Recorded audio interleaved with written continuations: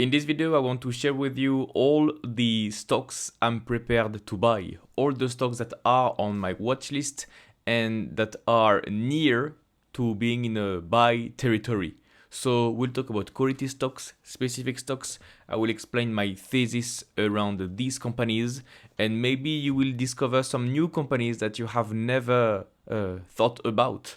You have some hidden gems that nobody talks on YouTube, nobody talks about them on Twitter, but these are on my watching list, on my waiting list, watch list, and I think if you buy them at a very good price, you have a very high chance to outperform. So for the moment, I'm just waiting. This is why I'm not buying them at the moment. This is my personal watch list. So yeah, we'll use Guru Focus.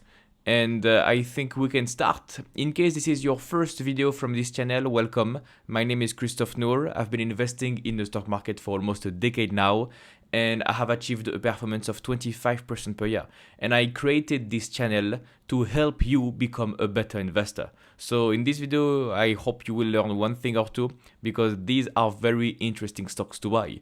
The first stock is Fair Isaac, FICO. This is a company I've been covering on my channel for a while, and this is a very good company that is in the that is doing the FICO score in the US. So let me just read the description really quick, and I will tell you my thesis in a couple of minutes.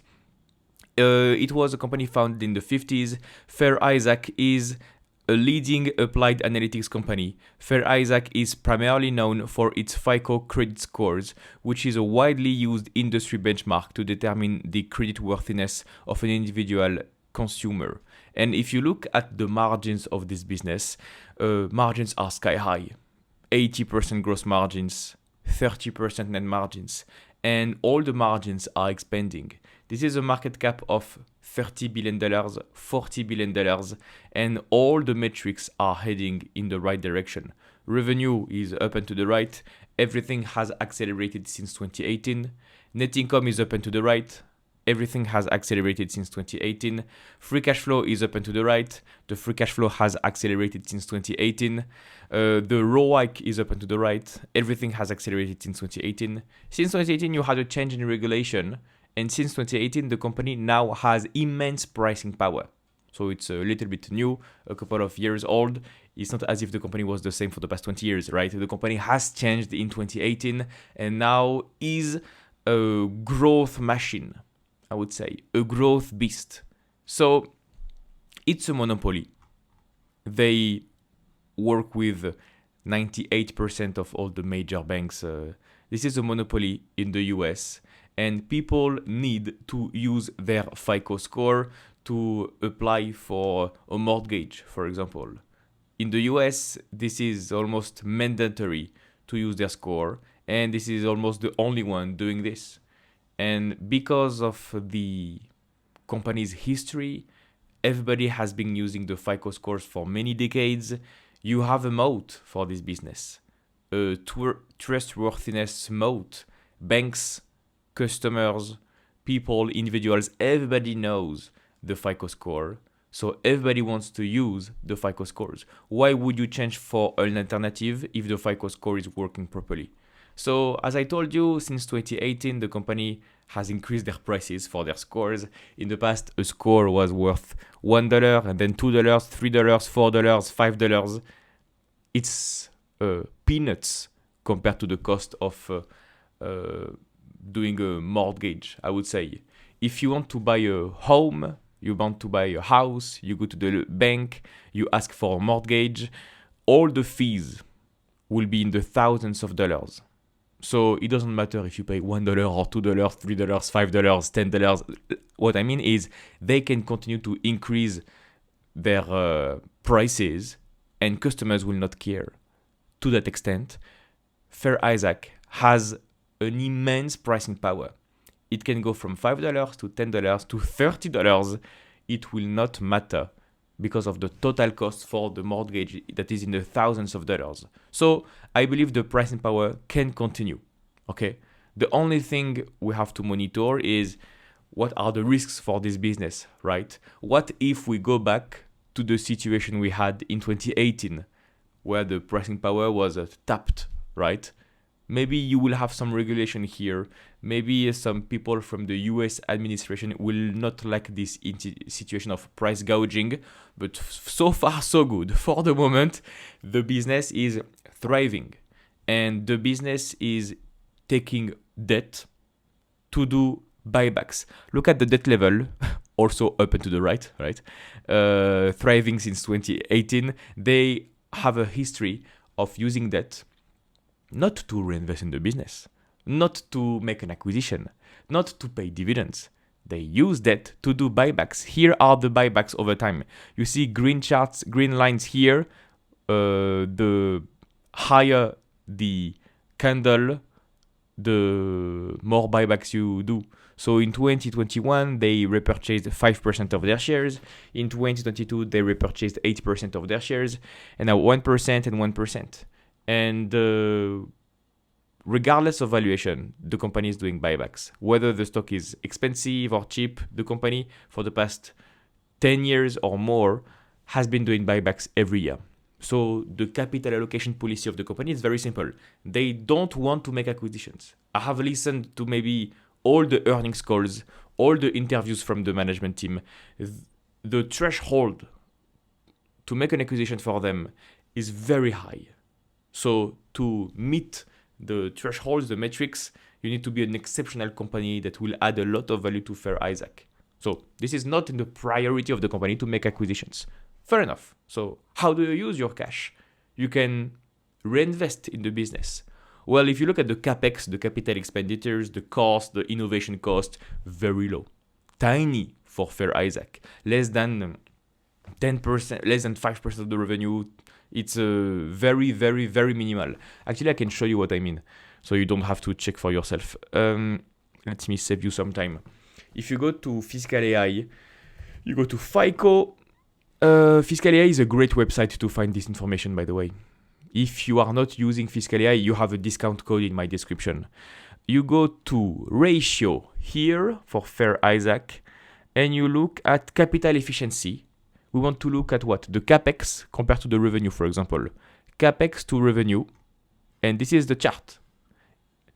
For the past 20 years, since 2003, in the past, only 3% of the revenue was reinvested into capex, reinvestments, investment in-house innovation. So very little. And now, more recently, since 2018, because the revenue has gone up so much, the capex is still low, it's 0.01. So 1% of the revenue. Very tiny. What about the operating cash flows for this business? If you look at the capex to operating cash flow, that's 1% of the operating cash flow. What I want to say is the company doesn't need capital to grow. The company doesn't reinvest to stay the leader. It's also a sign of a moat. If you do nothing and you can continue to be in a monopolistic position, you can continue to increase your prices 20% per year, life is good. You can just get more cash every year. This is exactly what has been happening for FICO. So that's another sign of a moat. They don't need to reinvest in the next big thing, like all the hyperscalers, the big capex, the Meta, the Google, the Amazon. They need big capex now. Fair Isaac is a software-led company with infinite pricing power at the moment. And I can, since I'm here on Fiscal AI, I can show you some custom metrics. As I told you, they have a score business here, total score revenue. You see the acceleration since 2018. This is kind of crazy. If you look at the percentage change for the revenue of the score, let me show you what I mean. Here we go. Before 2018, you had at the maximum 15% growth rate. And boom, since 2018, you go to 30% growth rate, 25% growth rate, 25% growth rate. Now we are at 20%. So yeah, the growth rate for the score segment has increased meaningfully. Okay. Next, the company is also having a software segment, but I would say the importance is very minimal. The margins are in the 30-40%. What is really important for FICO is the score segment. And the score segment is enjoying 85% margins, EBIT margins. You can calculate the EBIT margins with this line, the revenue for the score segment, and this line, the operating income for the score segment. So you can calculate the margin, and it will have like a 87% EBIT margin, which is absolutely crazy to have. So Fair Isaac, monopoly, crazy margins, pricing power, and they don't need capex to reinvest. So how can you use your cash? You don't make acquisitions. You don't have capex. Now you have two things. Either you can repay your debt, you can pay a dividend and pay a buyback. This is it. In the past, the company did pay a dividend, but they stopped in 2017 because they said it was not tax efficient, and I love to see this actually. The company was paying a tiny dividend yield. Let me show you what I mean. Again, the goal of this video is I give you the ideas, so you have to do minimal work. But it's a good start, I would say, in your analysis. If you look at the ratio, maybe you will find a dividend yield. Dividend yield. Okay. In the past, the company had a dividend yield, but very tiny, 0.1% dividend yield. It was almost minimal. And since 2017, they completely stopped.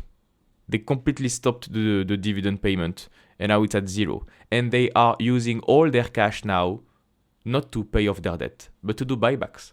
Actually, they have more debt and more debt and more debt to do buybacks and buybacks and buybacks. And they are so confident in their ability to raise prices that they continue to increase the debt level to do more buybacks. This is it. So pure leverage buybacks. Some people may say it's risky to have a levered buyback strategy. But at the same time, the free cash flow is growing, right? If you look at the trailing 12 months, the free cash flow should be at $800 million. $700 million. So the annual free cash flow right now is $700 million. And the debt level right now is $2.8 million. Which means in 4 years of stagnant free cash flow, you can pay off your debt. This is not so risky, actually. I don't think it's very risky for my style of investing. And at the same time, the free cash flow is growing 20% per year.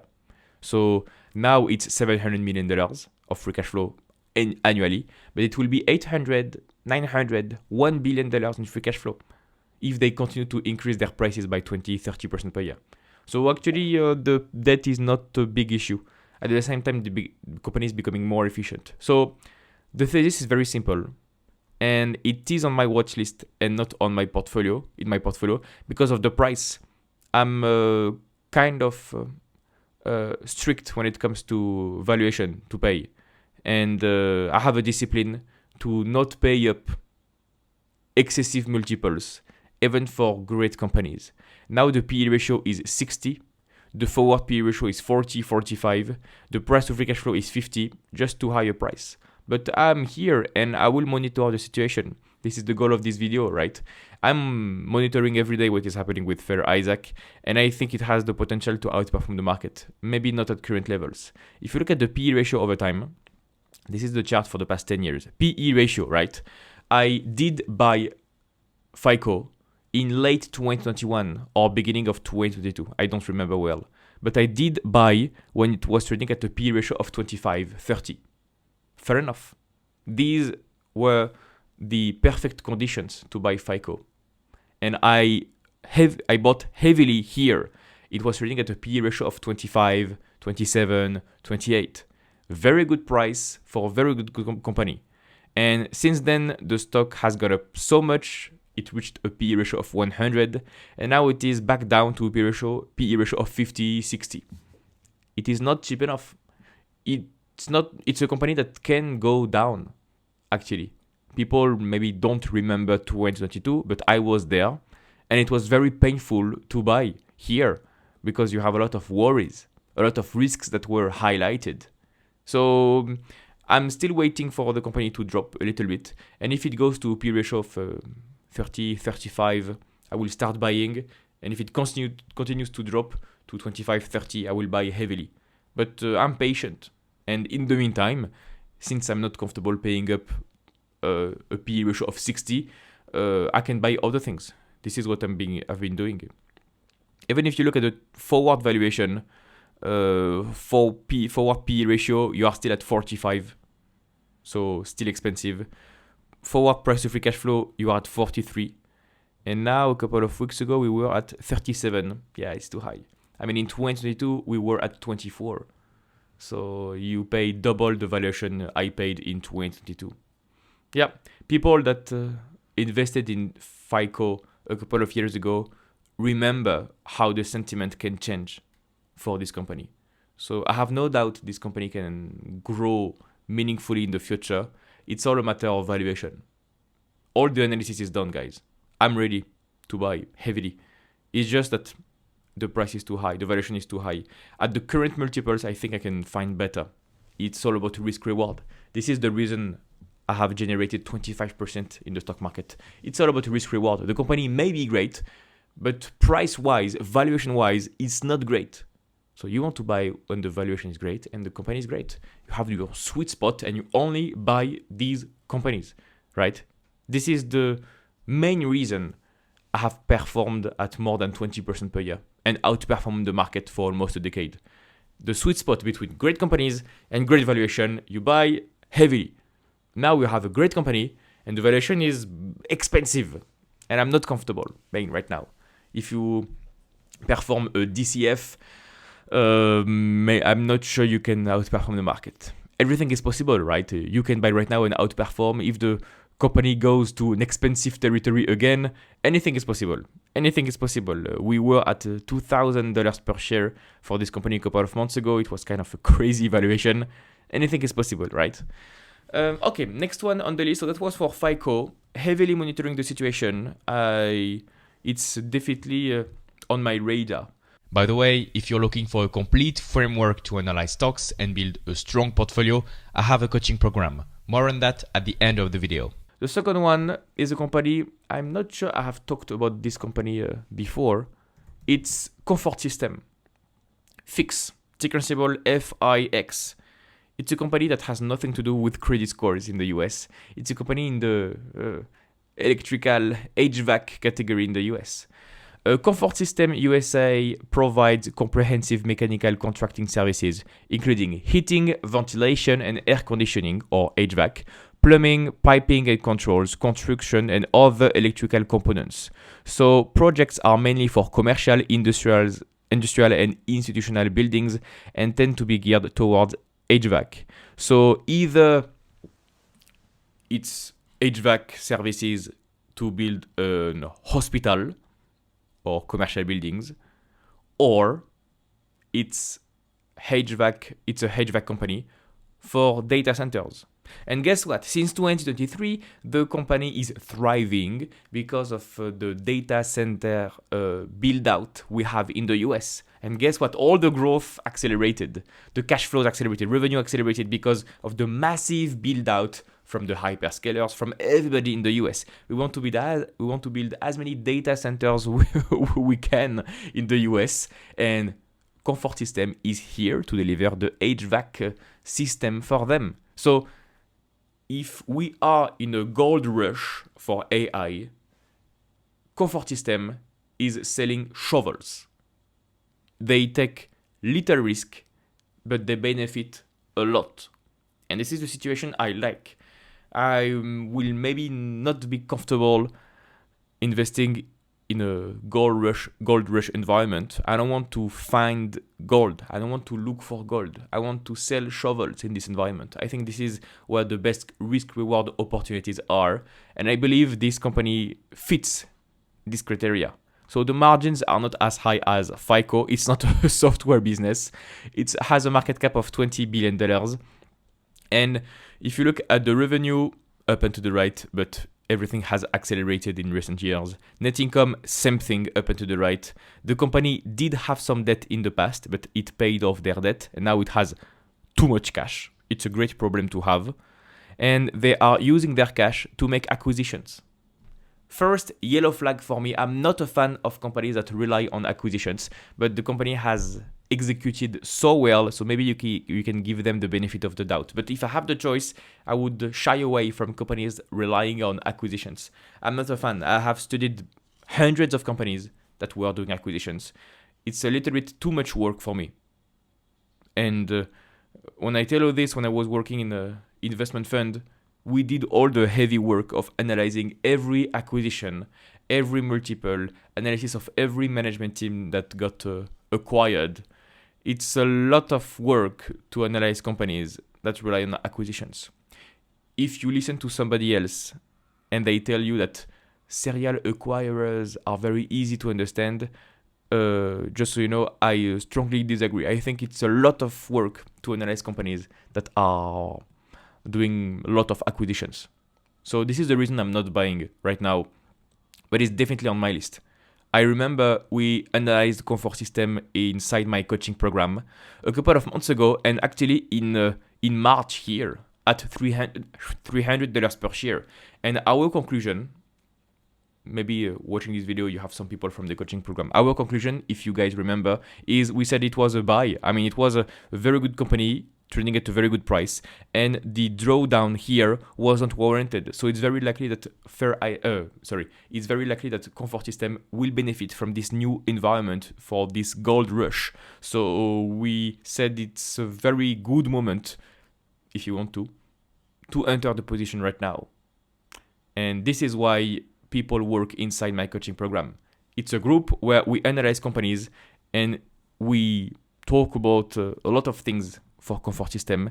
We analyze it thoroughly, completely, and we have a clear opinion. And some people inside the coaching program bought comfort system here, and it's already a double.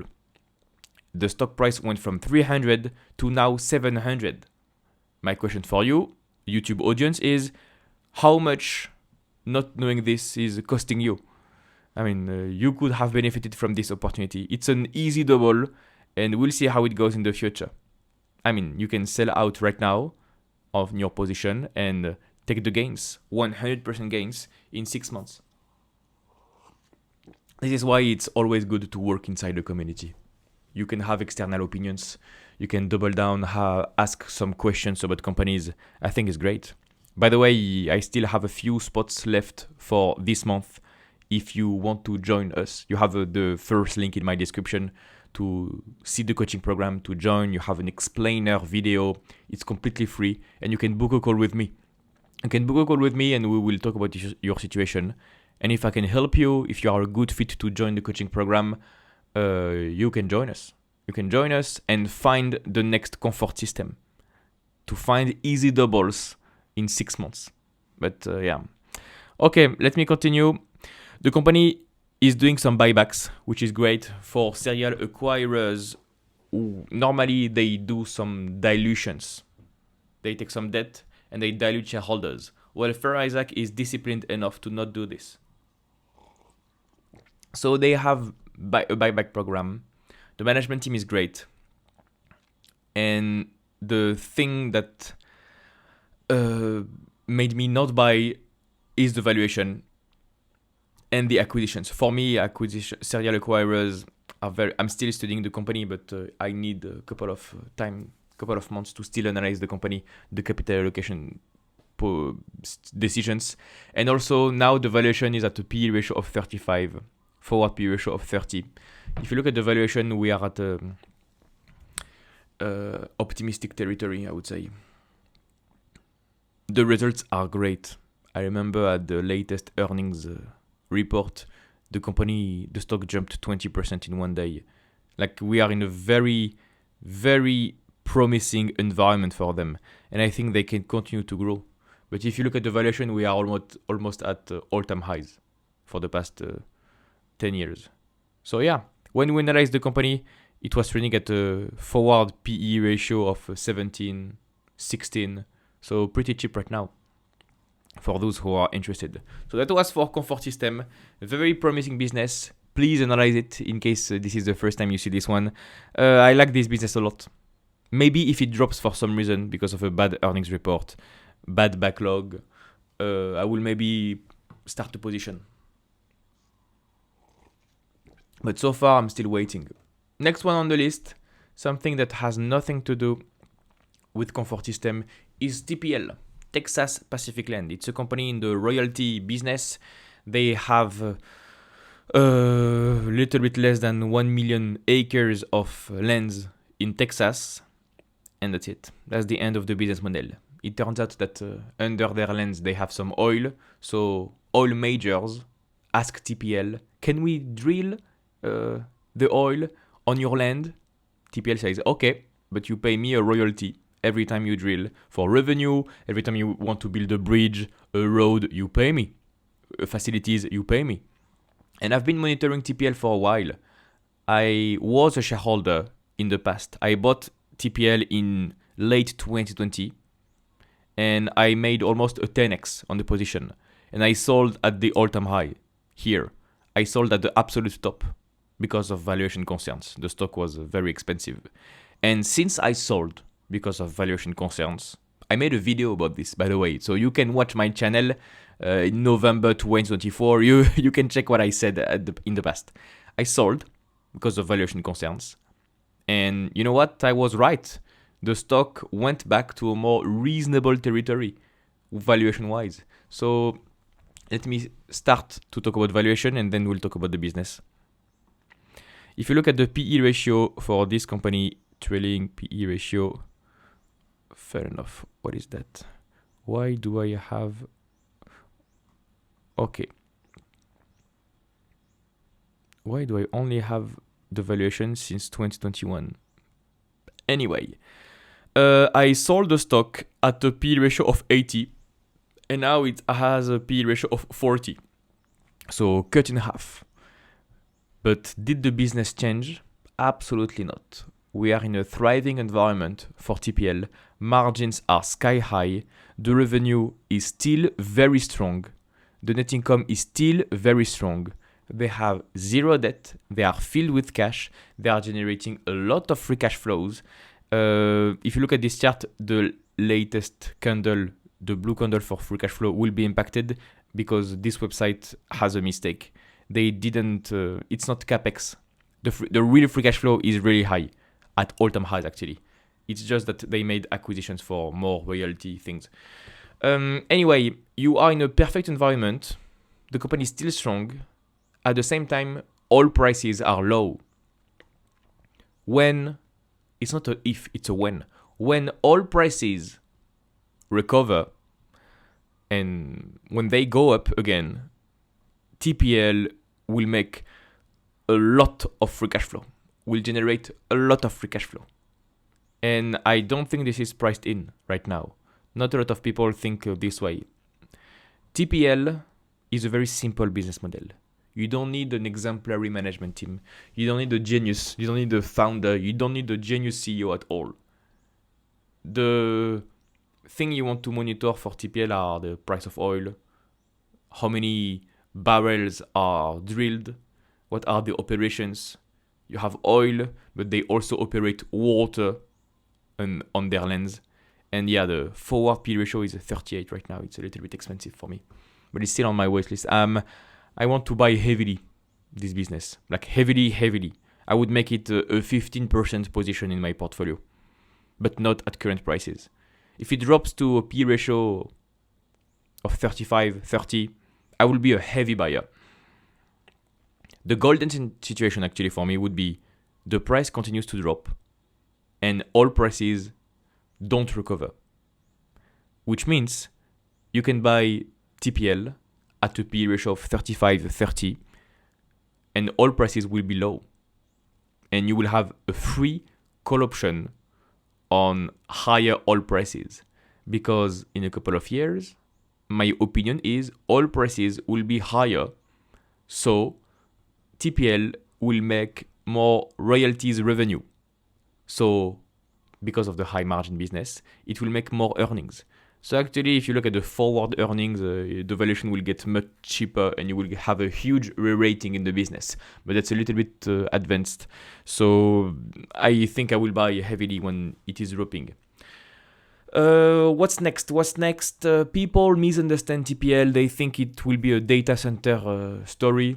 People will say that they have lands, and on their lands, you can build data centers. People are impatient, and some people on YouTube asked me about this. What about TPL and the data center story, etc.?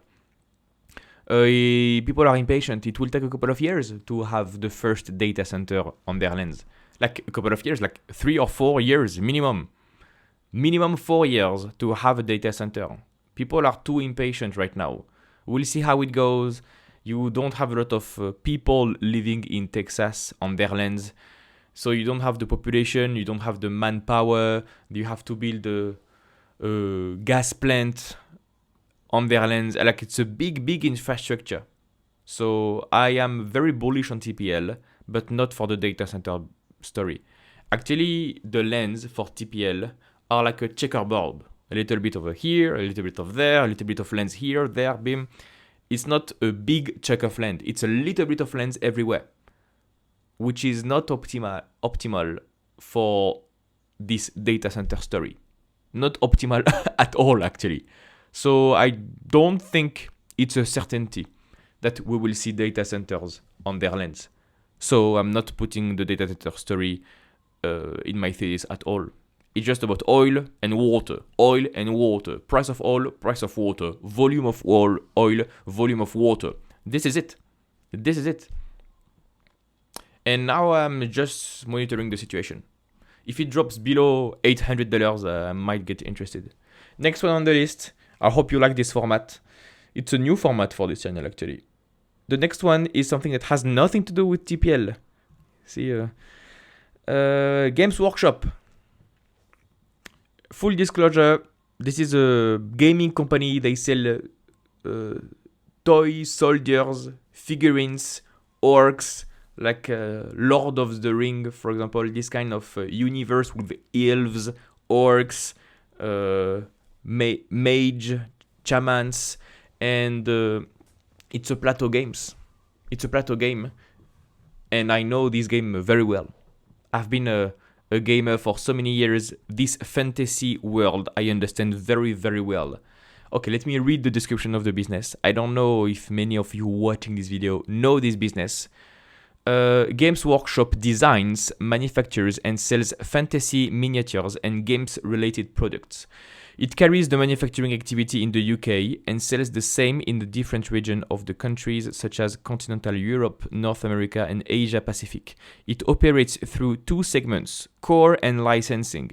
Yeah, the licensing is you use the IP to make an Amazon series about the Games Workshop environment, the Warhammer environment.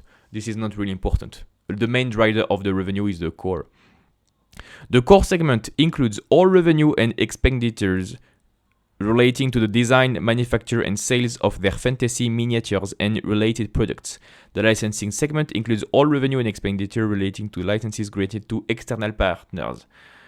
Yeah, the company generates the majority of its revenue from the core segment. Absolutely. Either you can go to a store and buy expensive miniatures, expensive plateau games. In a store, you go, you take a bag, you take home and you play with your friends. Or you can buy from online. And I'm telling you, the margins for this business are huge. So you have a business that is worth a market cap of $7 billion. The margins are 70% gross margins, 40% operating margins, net margins of 30%. This is immense for a toy company, actually.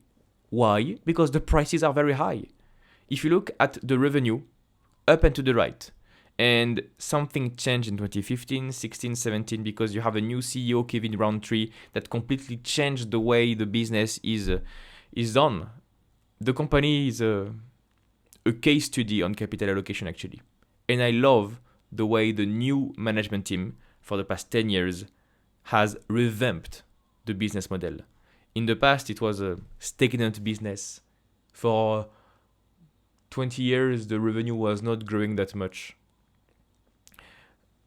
And if you look at the past management team, it was like a guru atmosphere, a guru CEO, and he left in 2015 to have more of an efficient management team efficient CEO that came and completely changed the business model. Net income now it's sky high, a lot of cash flows, a lot of dividends. This is extremely good actually. Actually, if you want to know more about this business, Games Workshop, you cannot find a lot of information about this company. Nobody really knows this business model. If you look at the past, if you look at the best investors of the world, you will have Nick Sleep. Nick and Zachariah had a fund in the past, in the 2000s. They stopped the fund in 2013, 2014. And on their public letters, shareholder letters, they talk about Games Workshop. Just so you know, this big legendary investor, Nick Sleep, averaged 20% per year for 10 years. So definitely a quality investor. He found Costco, he found Amazon, he found Berkshire Hathaway before it was a big giant. And he found Games Workshop. So you can find information on the letters that are quite old. All the letters now, 20 years old. And they didn't make a lot of money on the bet, actually, because the fund closed in 2013-14 and the new management team came in 2015. Kevin Rountree came here, and at the time when he came, the stock was at $7, $5, £5, and now it's at more than £100. So yeah, definitely a case study on capital allocation and management teams. A good management team will make the stock go up, will improve the business model, the revenue growth, etc. The question you may ask is it inside your circle of competence? It's a very niche business, right? For most people, no. If you have never played these kind of games, no. If you are not a gamer, no. If, I'm sorry to tell this, but if you are too old and your children don't play these kind of games, it will be difficult for you to analyze this business. So this is why I won't spend a full video on Games Workshop, I think. This is why I'm putting it here. But I've been a video game player for almost 20 years now. I understand the culture very well. I understand how expensive these soldiers can be. I understand the sense of community, being a fan, and being a customer for life for these licenses, like the Warhammer license. It's a great license, and similarly to Activision, for example, Activision Blizzard, you have hardcore fans, and hardcore fans will pay up for quality because they want to play with their friends. This is the reason why the margins are so high. These miniatures are very, very expensive, I'm telling you, very expensive, but still the company is delivering more revenue, more players, more customers, more experiences, more fun. It's great. People are very happy. People complain about the price, but they still buy. That's a sign of a moat. That's a sign of a moat. Customers sometimes complain about the prices. If you look on YouTube, you will see people for many years that say, Games Workshop, the Warhammer soldiers are very high. Look at this, $50 for small tiny soldiers that you have to paint yourself. Yes, but at the same time, more people are buying. So you will have complaints, but still the majority of the players stay. That's a sign of a moat. Next one, you have some risk. You can, why don't you print your own soldiers with a 3D printing? Yeah, this risk has been here for 10 years. Still, the company is still growing. Nobody uses the 3D printers, right? Who uses 3D printers to build their own figurines? Very few people. Very few people. Please tell me if I'm wrong, but very few people use a 3D printer to make their own, coffee cup, to make their own anything in life, right? So this risk has been here for many years. And now they are using their IP, the fantasy world, etc., to make series, video games, like maybe Civilization, Age of Empire. I'm not sure of the games, actually. You have an Amazon Prime series that will be available based on the Warhammer license. And Games Workshop will get a royalty out of this Amazon series. So new games, plateau games, series. This fantasy world is great. If maybe you are a video game player, it's in the same universe as World of Warcraft. And I've been playing World of Warcraft for almost 15 years, 20 years now. So I know this universe very well. I've played thousands of hours. I don't know how many hours I have spent. But as you say, video games have some virtues. Very little virtues. I agree with you. I would be better learning the guitar. I would have been better learning the guitar when I was a teenager. But now video games can teach you some things. And Games Workshop will be on the top list of my watch list, I would say, because I understand the ecosystem very well. Now the PE ratio is 25. The management is very blunt, very honest. That's strange for a UK-based business, I agree with you. But I love it. The management tells you everything that is bad. Management tells you exactly what they think. You have a lot of transparency when it comes to management. For this management or the past management 10 years ago, it was always the case. A lot of transparency, very blunt, quite surprising. Actually, quite surprising when you read I've read almost all the annual reports, okay? All the quarterly reports, I've listened to the interviews, etc. It's quite strange when you discover the company to have this level of honesty, transparency, but fair enough. Once you are used to it, you love it because it tells you exactly what they plan to do. And this is a market cap of $7 billion. They only had 2 facilities. Now they have 3. So in a small region in the UK, you have an experienced manpower that is crafting these miniature soldiers, and the potential is huge actually. I wouldn't be surprised if this company is 2x, 3x a couple of years from now. It's great. But if you look at the PE ratio for the company, this is the PE ratio for the past 10 years for Games Workshop, right? Yes. In the past, it deserved a PE ratio of 10 because of the lack of growth. But now we have a new CEO, new management team that implemented many things, and now the growth is picking up, and people started to see the quality of the business improve over time with the new management team. So the company deserves a better multiple. PE ratio of 15, PE ratio of 20. During COVID, it was crazy, like a PE ratio of 40, and then it dropped in 2022 to a PE ratio of 15. I almost bought here actually. I bought other things that delivered better results actually, so it was a good choice. But the PE ratio of 15 here was very good. And now we are in the range of a PE ratio of 25, roughly 25. If the US market continues to go up meaningfully and we have an expensive US market, and if I don't see any opportunities in the US, maybe I will turn to Games Workshop because the valuation is okay. A little bit expensive to my taste, but the valuation is okay and warranted. And this is a company that is very much inside my circle of competence. I understand the ecosystem.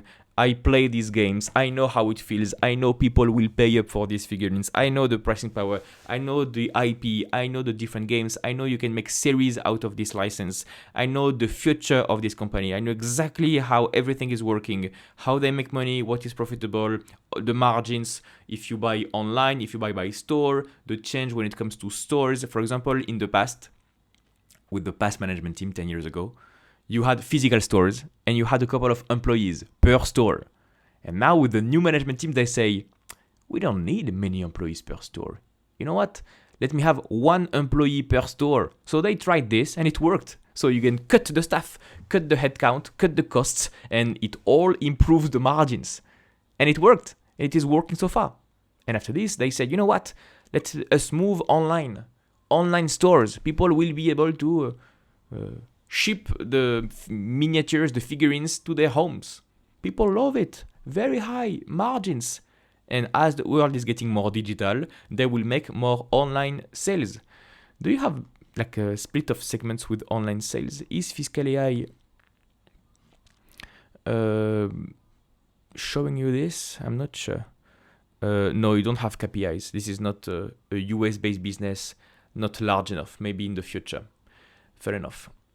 But I used to track this in the past.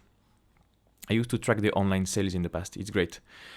And the new management team reinforced the community inside all the players. It's great, actually. It's great. I don't have many negative things to say about Games Workshop. I just love it.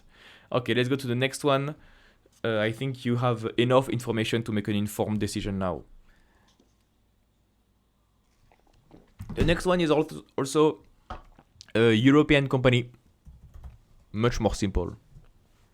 Lotus Bakeries. You don't need to be a gamer to understand this. It's a company that sells the Lotus Biscoff, Speculoos, biscuit things. All the biscuits. It's a company in Belgium, market cap of $8 billion. Great margins, improving margins, great growth. They are growing roughly 14% per year, I would say. Revenue up and to the right, net income up and to the right, free cash flow up and to the right. This is kind of crazy. Oh, this is because of a big capex infrastructure here. But if you smooth things out, free cash flow is up and to the right. Look at this, the operating cash flow. The stock is dropping. They have no debt problem, right? And they don't dilute shareholders, no buybacks. The stock is dropping now because there is too much demand and they can't handle the demand. So they have to build out more capex, more facilities to meet the demand. It's a great problem to have, guys. It's a great... If this is the reason the stock is dropping, this is great. Like, we see too much demand, but we don't have the supply. So we will have to invest in-house, more capex, more investments to meet the demand because people love our biscuits. Well, okay, it's a short-term hit, temporary hit for long-term gains. Perfect situation. And in the past, before the crash, it had a PE ratio of 60. Kind of expensive for a biscuit company, to be honest. Lotus Bakeries. And now the stock is dropping to a PE ratio of 40. And if it continues to drop, I will be buying it. No worries at all. It's a sleep well investment, actually. In the past, PE ratio of 70. It was crazy. For a biscuit company, I know they have a moat, I know they have pricing power, it's a quality premium brand, but come on, PE ratio of 70, it's too high. And it dropped to a PE ratio of 37 and now rebounded to 42. Fair enough. In 2020, it had a PE ratio of 30. I don't know what happened in the minds of people, but since COVID, people went crazy and beat up this company. The valuation went from 30 to 60 P ratio during COVID time. Maybe it will go back to 30. If you buy right now and it goes to 30, it will be quite sad. So I am waiting for the price, the valuation to go down.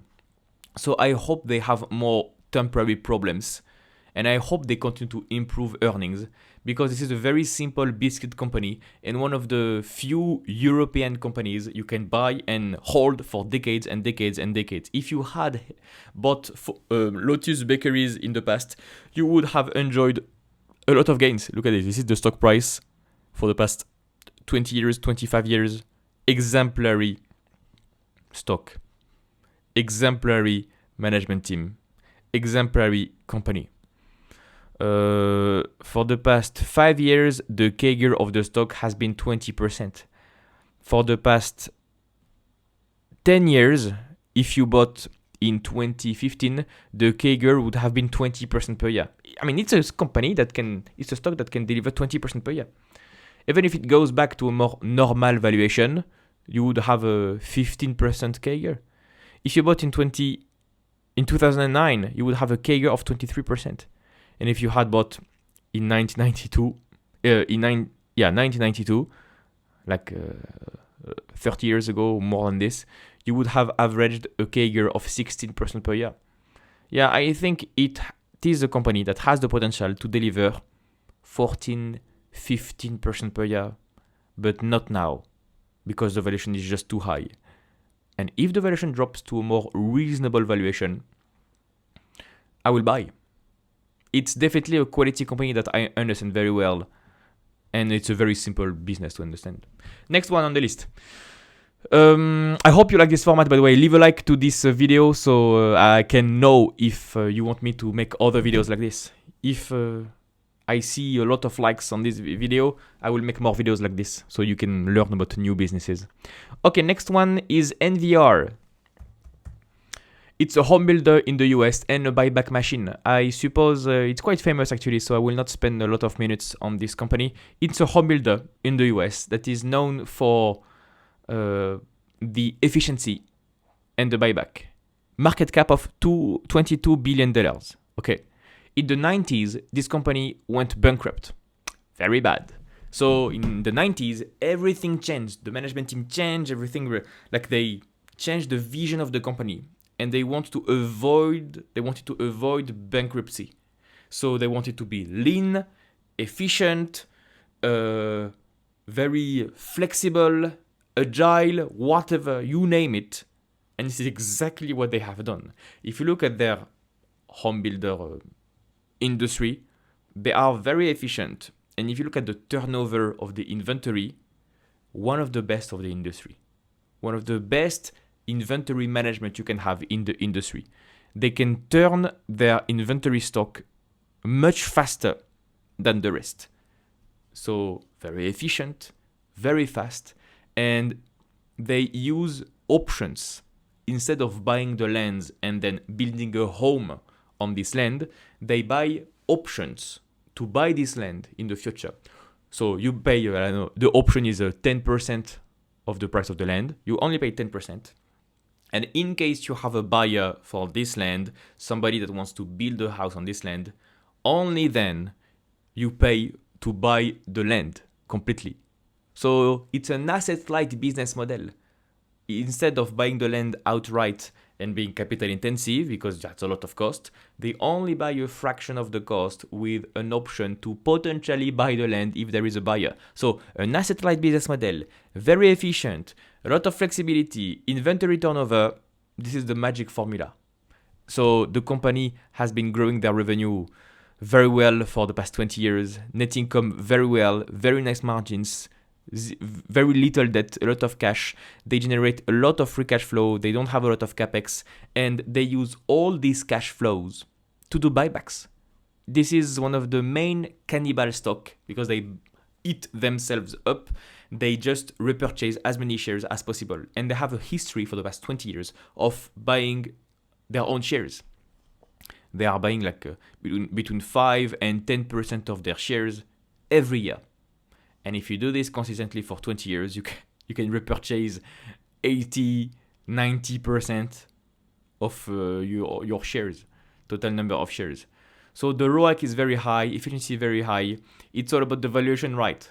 It's all about the valuation and what you think the home building market will be in the future for the US. Let me check the valuation in the past. I would say out of all the home builders in the US, this is maybe one of my favorites. You have Toll Brothers that is fine, Pulte Homes, Green Brick Partners, and NVR. These are great home builders in the US. So if you think the home building market, the real estate market will crash in the US, this is not a stock for you. But if you think the real estate market will continue to be the way it is in the US, this is a stock for you. Look at the PE ratio over time. This is the PE ratio. Why do I have the data only since 2019? Price to free cash flow. Why don't I have the data? Okay, here it is. Now I have the data prior. Okay, PE ratio. The PE ratio and the price to free cash flow are roughly similar. The company doesn't need a lot of expenses. So let me just take the most basic thing, the PE ratio for the past 10 years. Can I go? Okay, 10 years. Here we go. We are roughly at the average. This is the average. The line for the average is 17 and the median is 17. And now the PE ratio is 17. So we are literally at the 10-year average for the NVR. This is why it's on my watch list and I'm monitoring it very closely.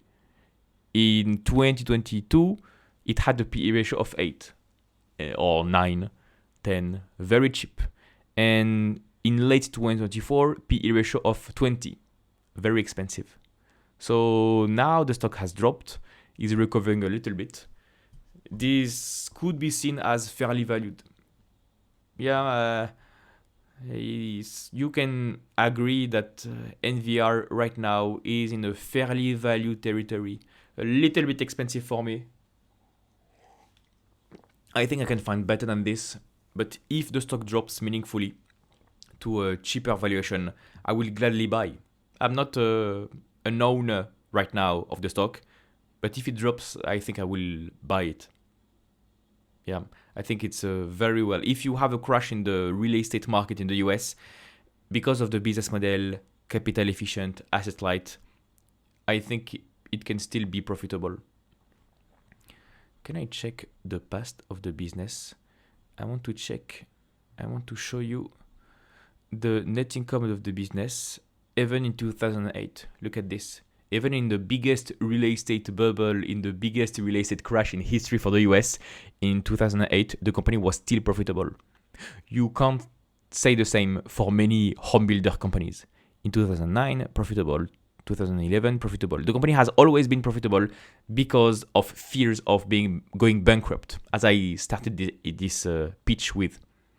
They have such a paranoia of going bankrupt that they have built this huge ecosystem that is very efficient, asset light, and profitable. Yeah, this is great. I like the culture of the management team, actually. And if I look at the buyback yield, this is the buyback yield. So how many shares can you repurchase for the past 10 years? They repurchased 9% of their shares, 5%, 8%, 3%, 14% of your shares. Now it's at 8%. So it's great. Okay, next one on the list. The video is starting to be long now. So you're here for stock ideas. You don't want to complete thesis, I guess. You have a company, Gravity, in Korea that I already own in my portfolio. And I want to buy more of this one. This is a small gaming company in Korea. It's definitely not for everybody, so my pitch will be short. It's a company in Korea that is profitable, that is growing, that is trading at a PE ratio of 7 and an EV to free cash flow of 0.4, which means the company has $420 million in cash and the market cap is $440 million, which means the company is trading at cash. The risk reward is great for this one because you buy the company at cash. And over the past several years, I would say since 2017, every time the company was trading at cash, it rebounded. It's like a support for the company. Maybe the support will break, maybe the stock will go down. But if you look at the history, since the company has become profitable in 2017, every time it was trading at cash, it was the absolute support for this stock. So if you buy Gravity right now, you buy a profitable business that will add this cash to the balance sheet, to the cash. And if you grow at 10% per year, the cash pile will grow at 10% per year. And this is a stock that can make 10% per year. Minimum. This is a very good risk reward. And I think I will buy more actually in a couple of weeks. As the US market is getting more expensive, all the tech stocks are ripping higher. Nobody wants to touch my Gravity, and I love it. It's a small company, obscure company, nobody knows this stock, and I just love it, and I think I will buy more. Next one on the list, speaking about Korea, I have another one to show you, Soapco. Please tell me if you know Soapco, and I hope you don't know so I can make my pitch. If you are from the US, you know Twitch, right? The streaming company, you record yourself as if you do a YouTube live, but on Twitch, a Twitch live, okay? And you can interact with the chat with the audience. Well, Soapco runs, the former name was Africa TV, is the Twitch equivalent, but in Korea. So Korea is a country that is more tech-oriented than the US. The culture is very much different, and they have a love for this streaming service. So this is called Soapco.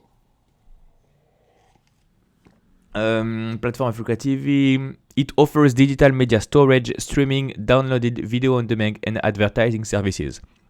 So this is it. This is the Twitch service of Korea. Market cap of $600 million. And they have how much cash in the balance sheet? $400 million. Maybe I have to double check on this. I think you have half of the market cap in cash. And look at the financials. Please tell me you don't like it. I mean, if you don't like it, I think you are delusional and crazy. This is exactly what we want. I invest in quality companies that trade cheaply. Soapco has all these characteristics. If you look at the revenue, growing 20% per year, double digits up and to the right. If you look at the net income, growing double digits up and to the right. Zero debt on the balance sheet. The company is filled with cash and you don't have a lot of capex. So the company is enjoying very high free cash flow, generating very high free cash flow. You don't have a lot of capex. You don't have a lot of buybacks. Buybacks here and there is very rare for a Korean company, but here we are. They don't pay a dividend, I think, or tiny dividend. Dividend yield of 2%, yeah, quite small. PE ratio of 8, but if you take into account the cash on the balance sheet, EV to free cash flow of 3. Nobody knows Soapco, and I love it. And I just love it. The stock is fluctuating widely because you have a new competitor in town, something that is also delivering streaming services. So in terms of traffic, people left Soapco to go to the other competitor, the other streaming service. And now people are shifting back to Soapco, to the mother company. So the stock is strangely enough moving a lot, fluctuating a lot. And I'm monitoring the traffic. This is my job, right? So I'm monitoring the data, what is moving, if people leave the service or not. So Soapco is a Twitch service in Korea focused on gaming. But now they want to go and stream sports in Korea. Tournaments that are live stream online. And as the world is getting more digital, I believe the streaming industry will thrive. This is my opinion. Maybe you don't share my opinion, but I'm thinking in 10 years from now, the streaming service will get much bigger. I'm telling this from the point of view of a video gamer. I've been playing video games for 20 years. I know how it is. I see it firsthand. The streaming services is getting broader. In the past, it was only for gaming. Now you have chats, sports, events, entertainments, a lot of sports actually. So the new generation, we don't watch TV a lot, but we watch YouTube a lot. You are on YouTube. Thank you for being here, by the way. Leave a like. You watch YouTube a lot, Twitch a lot. The world will get more digital. So this industry will thrive. And if you look at the past 5 years, the stock has not delivered any returns. Fundamentals have improved a lot, but the stock is not rewarding shareholders, which means the stock is getting cheaper and cheaper and cheaper. I want to check the PE ratio and then we'll take into account the balance sheet. This is your PE ratio for the past 10 years. In the past 10 years, it had a PE ratio of 40. And then it dropped to a PE ratio of 15. Okay? 20. You had a hype during COVID because in terms of traffic, everybody was rushing and seeing and looking at Soapco, Africa TV. The traffic was very high. PE ratio of 40. And now you have a PE ratio of 12, 10, 8. This is a sweet spot. And in terms of EV to free cash flow, which means you look at the cash, you look at the debt, and you look at the free cash flow, you are at 3. This is their lowest valuation ever. The average has been 12. The median has been 12. I'm not crazy to tell you that it will go back to 12 or 20. I have no clue. But I can tell you it's cheap. And I think the worries people have about Soapco are not justified. From a customer point of view, I see the charts, I see the trends. This is not justified. The revenue is still strong. Net income is still strong. They have had some temporary problems. I am also looking at the earnings reports in Korea and the earnings calls in Korean. So you need to translate everything. It's a little bit tricky to invest in Korea, right? And you have some temporary troubles right now. I understand why the stock is dropping. The latest report was not great because of higher costs, but it is only temporary. People still love this Twitch service, and we'll see how it goes. So yeah, maybe I will buy it. I'm still doing the research, and I don't see anybody talking about Soapco on YouTube or Twitter. It's a very obscure gem. Next one on the list, and this will be the last one. This video is long enough. It's a company called Fortinet in the cybersecurity industry, and I very recently bought this company. Full disclosure. This is not the first time I buy Fortinet. I first bought Fortinet in 2020, and I sold in late 2021 for a triple in 2 years. So this is also the reason why I have generated 25% per year, because of this kind of risk-reward opportunities. You buy right, you sell right. And now I think I'm buying right again. I am buying Fortinet after this big drop, as you see here. So it's a cybersecurity company historically focused on hardware, and now they are shifting towards software. You can compare this to Palo Alto Networks. And out of all the cybersecurity industry, Fortinet has the best margins, best management teams when it comes to efficiency and returns to shareholders. Fortinet doesn't have the best products, doesn't have the best services. This is not the most innovative company out of the cybersecurity industry. I would say CrowdStrike is great, Palo Alto Networks is great. In terms of vision, management team, Palo Alto Networks is fantastic. But Fortinet is focused on its shareholders. They don't want to make acquisitions. They want to make buybacks. They don't want to dilute the shareholders. They want to focus on margins, efficiency. They don't want to spend billions of dollars into innovation and R&D. No. They focus on lower cost, efficiency, margins, moat, stickiness of the products, and increasing the free cash flow per share. So in terms of vision, Fortinet is not the best, but in terms of efficiency for shareholders, in my opinion, it is the best out of all the cybersecurity stocks. The company doesn't have debt. The company is filled with cash. You have a little bit of debt, but they will pay off this debt this year. So filled with cash. The revenue is growing 20% per year. Net income is growing 20% per year. Free cash flow is growing 20% per year. So you have a quality company. Despite being lower quality for their products and services, it's still growing 15-20% per year. Filled with cash, free cash flow per share growing, and they are doing buybacks. This is the only company in the cybersecurity industry doing buybacks. So the cybersecurity as a whole has a big tailwind. You know it, I know it, everybody knows it. The world will get more digital. Now we have AI, you will have AI threats. The hackers, the bad guys will get more powerful with AI. So you need to defend yourself. So the budget for cybersecurity will massively explode in the future, will massively increase in the future. The latest estimates are the cybersecurity industry will grow at 12% per year. Okay? Minimum 12% per year. So you have a tailwind from the industry that is huge.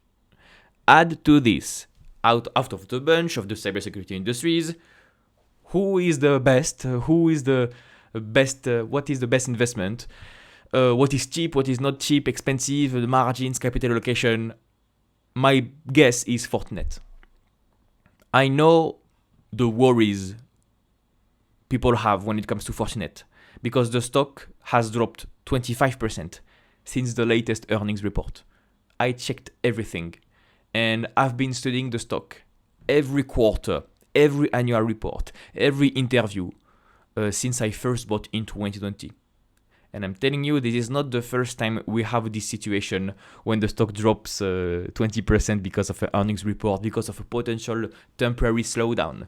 We had exactly this situation in 2023. We had exactly the same situation in 2017. Every time the company rebounded. And Fortinet actually made a fireside chat with, I believe, Goldman Sachs. Fireside chat that you can see on Fiscal AI. As always, you have a link in my description to try for 2 weeks completely for free. A discount code, an affiliate link in my description. So please get it. It's a great value. It's fantastic. Is it from Goldman Sachs? I have a doubt. Fireside chat. Goldman. I have a doubt if it's JP Morgan or Citi. Anyway, you have a chat that was private and recorded after the stock dropped 25%. Okay? And what did they tell us in this fireside chat? They told us that everything is in line. We expect a recovery. The highest margin segments are growing 15% per year overall. The backlog is growing right now 15% per year. Things are healthy. Wall Street expected too much of this stock. And I can double down on this. Wall Street expected too much of this stock, of this company. The PE ratio was sky high. The price to free cash flow was sky high. If you look at the past 10 years for the price to free cash flow, the average has been 28. The median has been 26. What has been the valuation before this earnings call, before the earnings report? It was at 40. So you pay double the average. Kind of crazy. Wall Street expected too much of this company. And now we are back to the average.